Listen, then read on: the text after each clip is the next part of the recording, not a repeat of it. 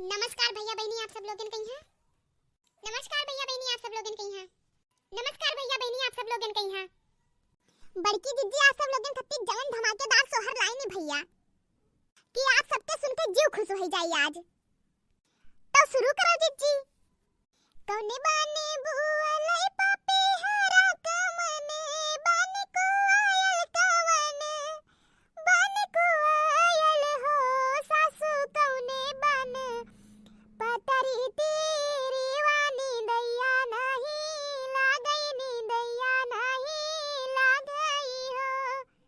सासू कौने बन पतरी तेरी वानी दैया नहीं लागई दैया नहीं लागई हो सासू बाने बुआ लई पापी हरा ससुर बाने को आयल ससुर बाने को आयल हो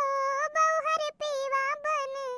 पतरी तेरी वानी दैया नहीं लागई नी दैया नहीं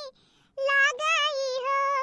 बहुहर बहुहर पीवा बन पतरी तेरी वानी दैया नहीं लागई नी दैया नहीं लागई हो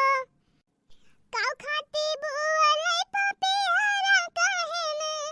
खाते को आयल कहने खाते को आयल हो सासू काहे खाती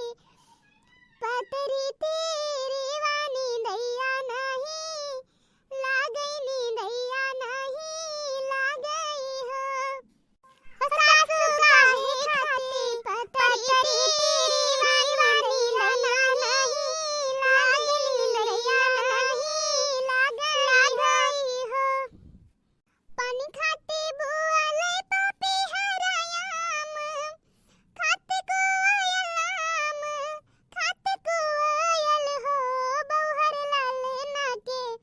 खाती तेरी वानी दैया नहीं लागई नी दैया नहीं लागई हो